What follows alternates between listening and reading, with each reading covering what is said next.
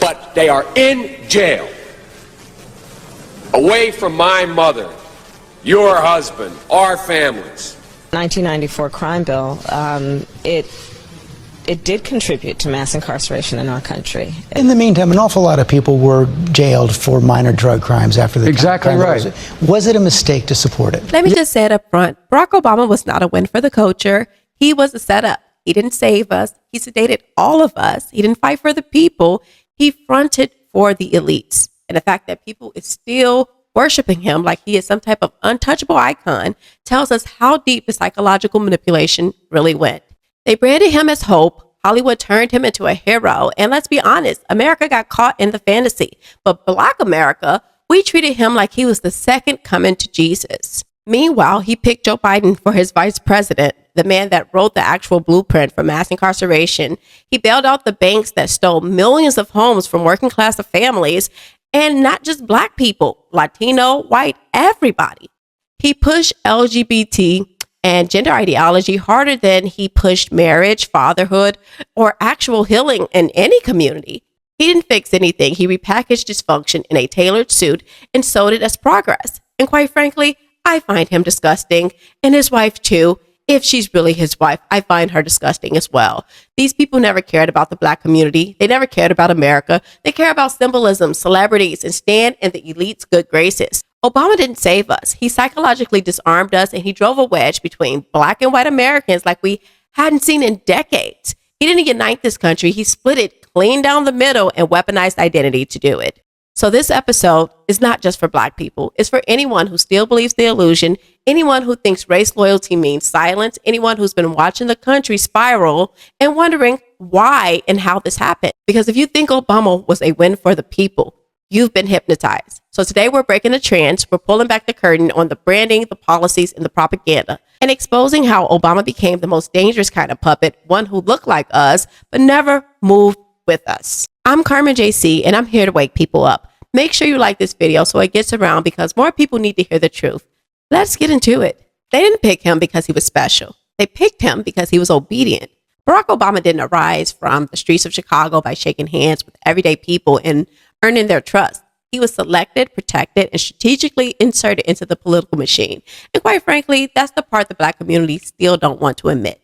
He played the game, and he played it well. In 1995, State Senator Alice Palmer, a respected Black woman in Chicago politics, decided to run for Congress. She gave Obama her blessing to run for her Illinois State Senate seat. But when her congressional campaign failed miserably, she came back to reclaim her seat. Obviously, Obama was like, no, and she had to run against him.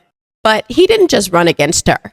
He challenged her nominating petitions, he questioned the validity of her signatures, and he got her kicked off the ballot. In fact, every single one of the opponents was challenged and eliminated. Obama ran unopposed and won by default. That was the first red flag, and the machine took notice. He wasn't just ambitious, he was useful. Obama's early years were rooted in grassroots organizing like the media wants you to believe. He rose under the shadow of Mayor Richard M. Daley, who served as Chicago's mayor for 20 plus years from 1989 to 2011. The Daley regime was pure political rot. City jobs were handed to insiders, rigged contracts, and corruption scandals everywhere. And here's where it gets even tighter. Valerie Jarrett, who would later become Obama's closest advisor in the White House, worked directly with Mayor Daley as a deputy chief of staff. That connection was already baked into the system he was rising through. Obama didn't fight this corruption. He maneuvered around it, quietly and strategically. By the time we reached the year 2000, Obama had made his first big leap and ran for Congress against Bobby Rush, a former Black Panther and a sitting congressman.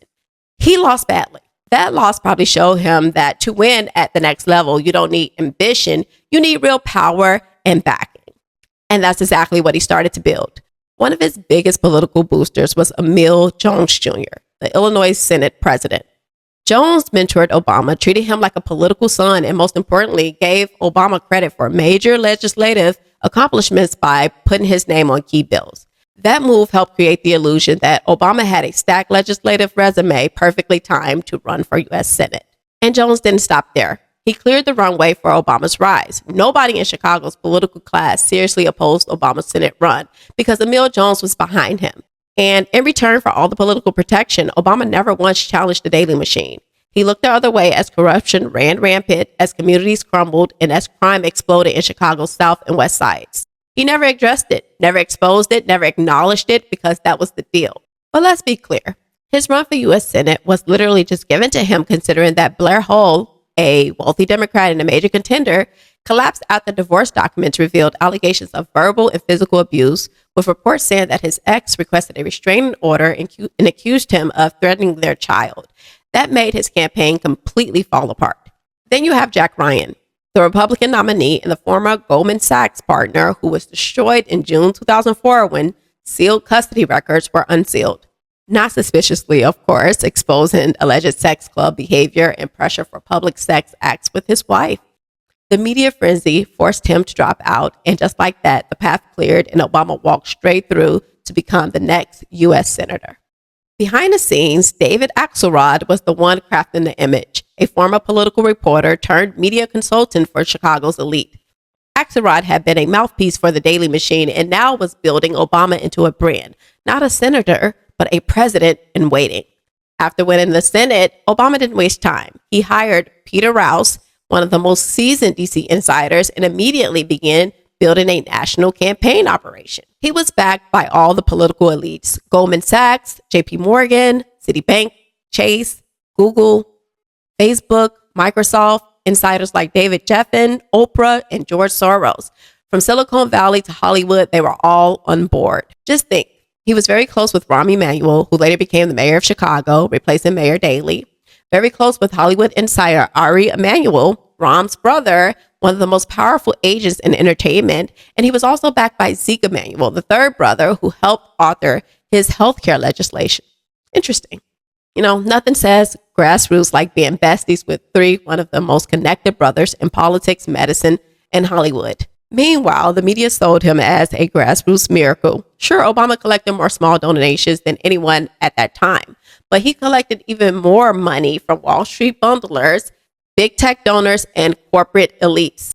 The grassroots narrative, an illusion, a brilliant one, but a lie all the same. Obama wasn't rising in spite of the machine. He was the machine's newest product. So by the time it's January 21st, 2007, the official announcement, Obama declared he was running for president. Let's be clear, the groundwork was already laid, the branding was polished, the media was drooling, and the billionaire class was all in. And Black America? We were just excited to see someone who looked like us, even though nothing he stood for actually served us. Obama didn't disrupt the system. He perfected it. He removed his mentor, crushed opponents through technicalities, and climbed each rung of power without ever getting his hands dirty. He made betrayal look like hope. He made manipulation look like progress. He wasn't revolutionary. He was a Trojan horse in a tailored suit crafted to emotionally disarm a generation while the elite pulled the strings. Before we get into the housing crisis, we got to stop and talk about one of the biggest slaps in the face that Black Americans completely overlooked, and that was Obama making Joe Biden his vice president. Let's cut the fairy tale. This wasn't hope, it was betrayal in a suit. You mean to tell me that the first so-called Black president, the one we cried for, danced for, and called a win for the culture, picked the same man who helped design the blueprint for mass incarceration? Joe Biden didn't just vote for the bills, he wrote them. The 1986 Anti-Drug Abuse Act handed down mandatory minimums with 100-to-1 sentencing ratios. 5 grams of crack, 5 years in prison, no parole. But 500 grams of powdered cocaine, which white folks use, got the same sentence. And it gets worse. The bill gave cops the power to take your home, your car, your cash without a conviction. It stripped inmates of Pell Grants so they wouldn't get an education, and it flooded Black neighborhoods with police and federal surveillance. Then in 1994, Biden doubled down with the crime bill, nearly $10 billion handed out to states to build more prisons, but only if they passed tougher laws. More prisons, more police, more lives ruined. Specifically, Black lives ruined. 3 strikes, life in prison.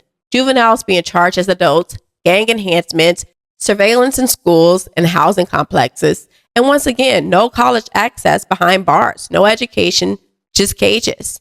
And Obama said, yeah, that's my guy. You literally cannot make this up. Let's take a look at this clip of Joe Biden standing in front of Congress. Take a listen. I'm the guy that said rehabilitation, when it occurs, we don't understand it and notice it. And when we notice it and we know it occurs, we don't know why.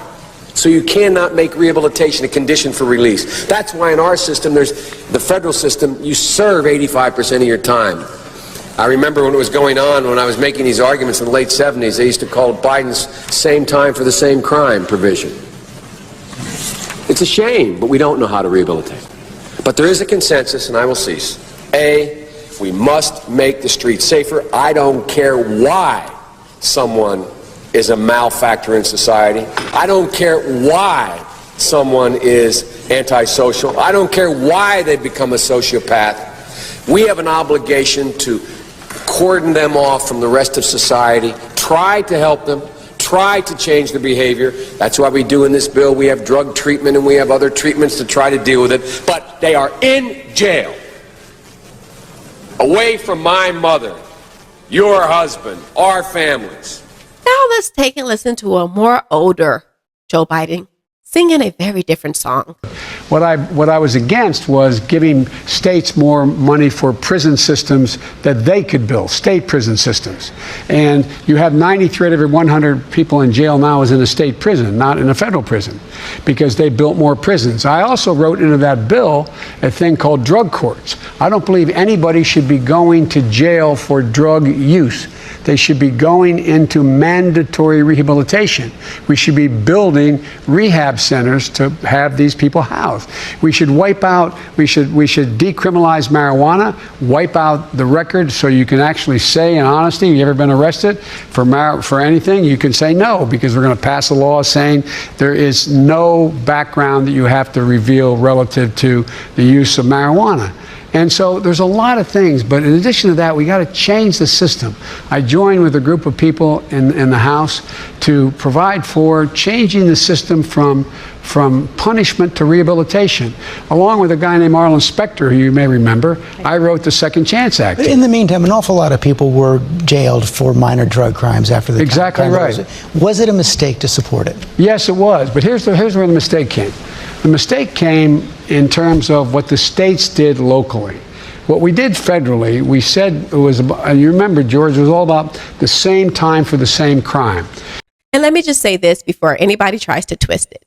None of this is about playing victim. There's a difference from being a victim and calling out what actually happened. One is weakness, the other is awareness. Because most Black Americans personally know someone whose life was ruined by these bills. This is not a theory. This is reality. Families were destroyed. Dad's gone. Son's gone. Whole family trees ripped apart, not by the streets, but by policy. And just for the record, Black people didn't invent crack. That is not us. We are not chemists. We don't know how to manipulate controlled substances into a cheaper, more addictive form and mass distribute it through the community. That has the CIA and the cartel written all over it. Now, sure, they might have rolled it through our neighborhoods and taught people how to cook it up, but let's not act like it was born out of the Black community. No, that was an operation executed by the CIA. They got us addicted, they watched crime go up, and they used that chaos as strategy to flood our neighborhoods with cops, seize our homes, separate our families, and profit from the destruction. And they knew this would happen, every step of it. This was never about public safety. This was a setup, and they knew it. Even Kamala Harris knew it. Take a listen to this clip of Kamala Harris. Take a listen. That 1994 crime bill, it did contribute to mass incarceration in our country.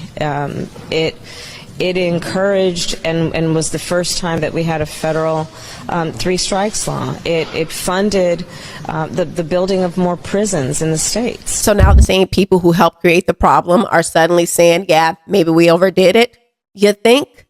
Nah, you don't get a cookie for admitting it decades later while still benefiting from the system that you helped build. This is why Obama choosing Biden matter. Because when you pick the guy who architected this mess, you're not fixing the system. You're preserving it. Let me say this again.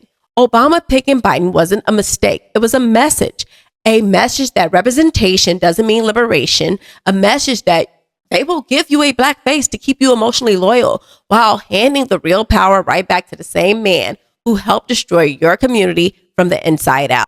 And sadly, a lot of us clap for it like fools. Now let's move on to how they fumbled the housing crisis and left Black Americans, well, all Americans out in the cold once again. So why am I telling you about the rise of Obama? Because it didn't happen in a vacuum. It happened during one of the biggest economic collapses in modern history, the housing crash. And when he stepped in, he didn't rescue the American people. He rescued the elites that caused it. J.P. Morgan, the same elite that donated to him. Goldman Sachs, another elite that donated to him. Citigroup, another one of his top donors. These were the people Barack Obama bailed out. Not working class families who lost their homes, not the single moms trying to get the lights on, and not Black Americans who saw their generational wealth gutted overnight. When Obama got into office in 2009, the country was bleeding. People weren't just hurting, they were wiped out. 8.8 million jobs were lost during the crisis. Over 10 million families lost their homes. White households lost about 11% of their wealth. Latino households lost 44%, and Black households lost over 31% of their wealth, the largest loss of Black wealth in modern U.S. history. Entire neighborhoods were gutted, generations of savings gone. But instead of fighting for the people, Obama got to work protecting the ones who caused the collapse. He passed trillion-dollar bailouts under TARP and stimulus packages that were sold to us as relief. But the real relief went to the top, the very banks and institutions that ruined our lives. And after he saved the firms on Wall Street, the same Wall Street firms that ruined our lives, made people lose their houses, then came and bought them back. Amazing. They cleaned up their mess, profited from the chaos, and left us holding the bag. Not to mention, we paid for it. That's right. The American people didn't just get screwed over. We were forced to fund our own betrayal. The banks got bailed out. We got billed. The elites cashed out. And we cashed in our savings just to survive. Everyday Americans were drowning. And Obama threw the lifeline to Wall Street. And through it all, Obama sold the country a slogan, hope and change. But what he really sold was a fantasy, a carefully packaged emotional weapon. Let's take a listen to Obama in his own words. All across this state, there are families who've done everything right, but who are now facing foreclosure or seeing their home values just plummet because of the bad decisions on Wall Street and in Washington. Now, the other week, Senator McCain came out with a proposal that he said would help ease the burden on homeowners by buying up bad mortgages at face value, even though they're not worth that much anymore. So here's the thing, Florida. His plan would amount to a $300 billion bailout for Wall Street banks. And guess what? It would be paid for by all of you, the American taxpayer. And that might sound like a good idea to the former bank lobbyists who are working on Senator McCain's campaign, but that's not the change America needs. We have to act quickly to address this housing crisis. And that's why last March, I was calling for us to help innocent home buyers. That's why I fought to make sure the recent rescue package gives the Treasury Department the responsibility and authority to help homeowners avoid foreclosure. But we should not put your tax dollars at unnecessary risk. We should not let banks and lenders off the hook when it was their greed and irresponsibility that got us into this mess. We should not be bailing out Wall Street. We should be restoring opportunity on Main Street. And that's what I'll do when I'm president of the United States of America. He used symbolism to manipulate us. He used identity to disarm us. And he used rhetoric to distract us from the fact that he was never with us to begin with. He wasn't sent to save us. He was installed to protect the ones who caused the collapse. He represented the people who paid for him, not the people who voted for him. He was the face of progress, funded by the architects of collapse.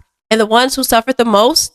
Working class families, Black communities, and the very people who thought they were finally being seen. So unfortunate.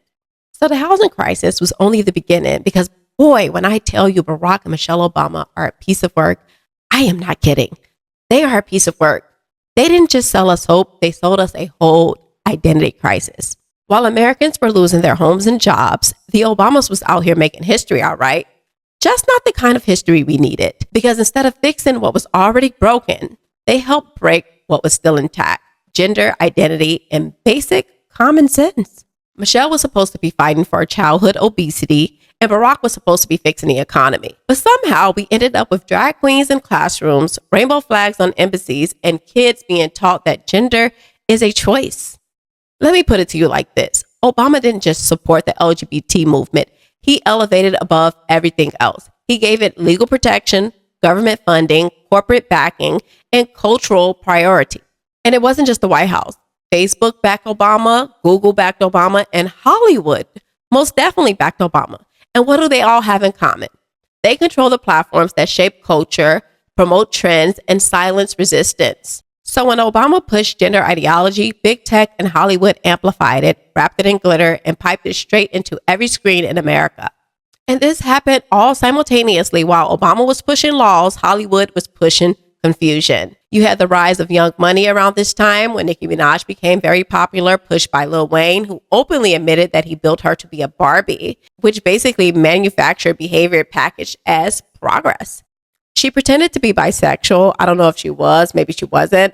I don't know. I haven't seen her do anything super bisexual since then. She's now married with a child, but she came out extremely promiscuous, switching wigs every 30 seconds, and shaped her whole image around dysfunction and wore the most outrageous clown-like costumes, just a pure spectacle.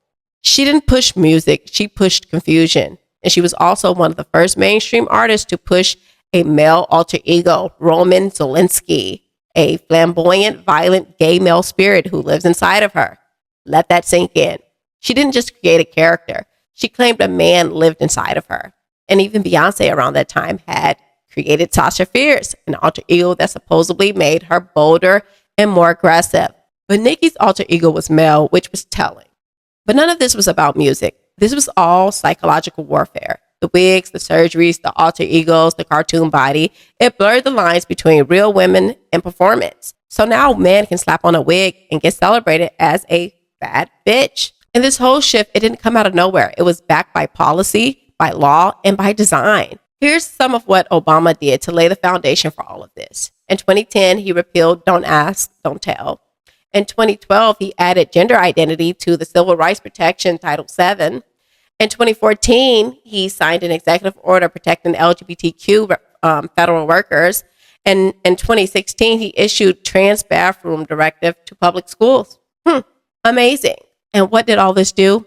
It forced schools, companies, and institutions to adopt gender ideology or get punished. It gave activists legal power, created a culture of fear, and made disagreement dangerous. It told children that their identity is fluid, that their body is wrong, and that the truth is offensive. It didn't liberate anyone. It destabilized everything.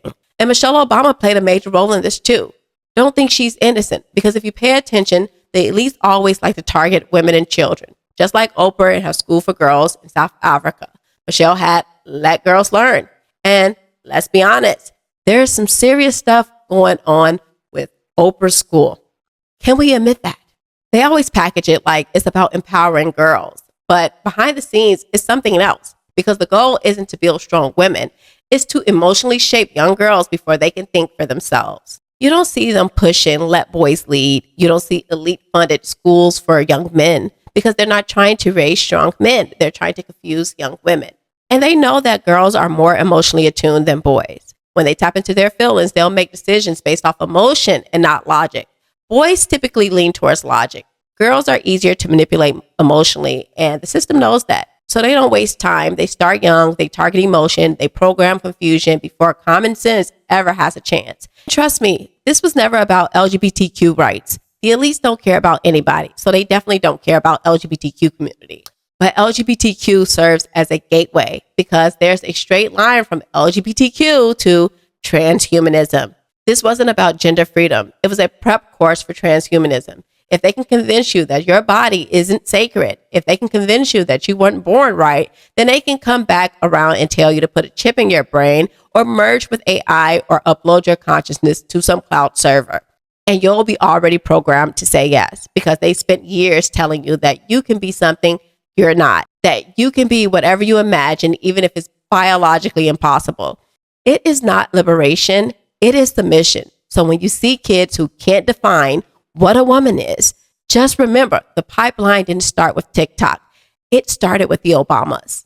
Let me be clear. Barack Obama came out of the south side of Chicago, same streets where black boys were gunning each other down, the same blocks where drill music was born from real death, not just any death. These were children. Imagine these kids walking around saying they're smoking on Tuka, and Tuka was a 14-year-old kid that was murdered by another kid. And you got the whole internet saying it.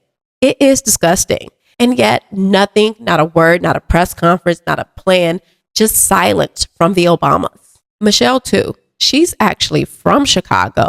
Little Miss Southside. She claimed to be so relatable as they watched these children die in the streets, do drugs, and promote dysfunction.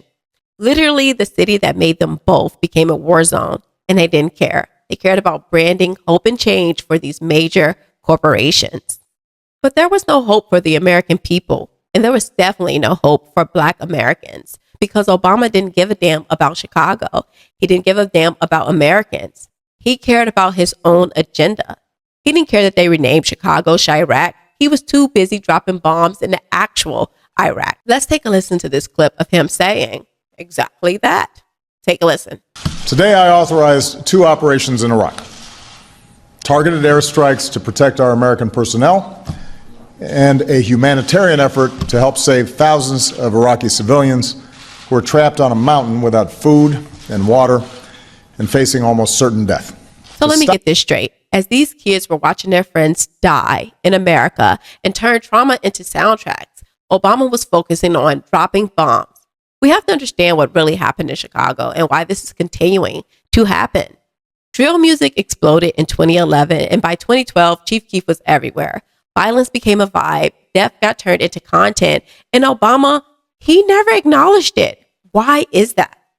Is it because Mayor Daley and all the other big power players in Chicago who backed him and helped him rise to the top? So now he's just completely ignores the corruption within the city? So instead of caring about actual crime, actual violence, what did we get? Identity politics, emotional manipulation. Trayvon Martin's death was politicized, Ferguson was exploited, and right on cue, BLM was born in 2013. Not as a grassroots healing effort, but as a psychological trigger, funded, staged, and platformed to keep Black pain on display while ignoring real solutions. And I really find it funny that nobody decided to make BLM for the drill music that was in Chicago and for the boys that were killing each other at an alarming rate. I'm not talking about adults. These were kids. Man, I can't get past it. And yet and still, here comes BLM, funded by figures like George Soros, just like he backed Obama as well with these unorganic movements that are manufactured distractions and propaganda machines dressed up as progress.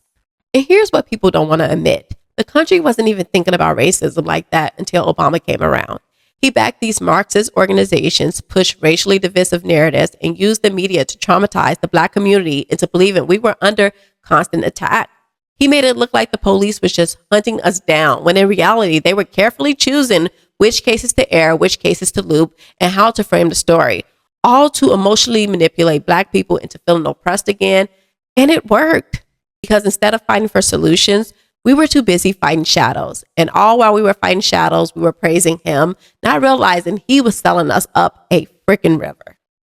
Not to mention, DEI started creeping up in every part of our lives, school, corporations, entertainment, but nothing for fatherhood, nothing for family, nothing for marriage, just rainbow flags, feminism slogans, and more propaganda.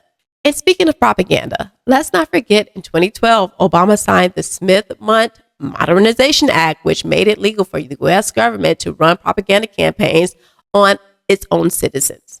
So the dysfunction we started seeing in the music, media, reality TV, it wasn't accidental. It was engineered.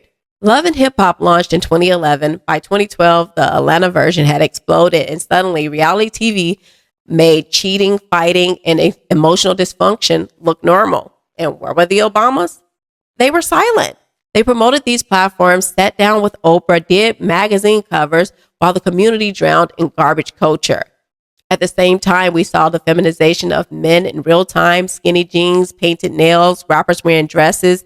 Masculinity was mocked, and nobody said a word. By the time 2016 came around, just like that, sex work was mainstream, plastic surgery exploded, IG models and stripper aesthetic became the new normal. Rappers like Drake told girls to chase a bag, who is also a part of that Young Money family. He told men to chase clout, not character. And through all of this, the Black family kept collapsing, and the Obamas never said anything because they didn't give a damn. They don't care about Black people. They don't care about Americans. They care about the elite. And in this country, we cannot let the elites and the people who work for the elites divide us. Black people thought Obama was like a messiah. And it's time for us to wake up. It's time for us to understand that Obama sold us up a river and made our problems worse. He might not have single-handedly destroyed Chicago, but he definitely sold us out and let it happen. So I know about Frank Marshall Davis, Lolo Sotero, Big Mike, and all the other controversy around Obama. But I would be here all day if I went through it. So ultimately, my point is, Obama is a fraud. They lied, they branded him as progress, but he was propaganda. They gave us a puppet with a perfect smile, but behind the branding was betrayal. And we're still dealing with the damage from the streets of Chicago to the spiritual confusion in the country today. Barack Obama didn't lead a revolution. He ran cover for an agenda. And millions of Americans, especially Black Americans, were emotionally manipulated into defending the very system that's been destroying us from the inside out. But that spell, it's breaking. And conversations like these are how we take the blindfolds off one by one. If this episode opened your eyes, even just a little bit, make sure you subscribe to the channel, drop a comment below, and tell me your thoughts. And if there's anything else you want me to dig into, a story, a case, a policy, a person, let me know and I'll do a deep dive. This is not the end. There's way more where this came from. I'm building a community of thinkers, truth seekers, and people who aren't afraid to ask the hard questions. We don't do surface level here. We go all the way. So thank you for being here with me. I love you all. I am so grateful that you guys showed up and stayed with me because the truth needs ears. And now that you've heard it, you can't unhear it. I am Carmen Jaycee, and I will see you guys next time. Conscious culture, we awaken and we learn. Fire in our spirits, watch the system as it burns. Question every lesson, let the real truth return. We break the mold, and now it's our turn.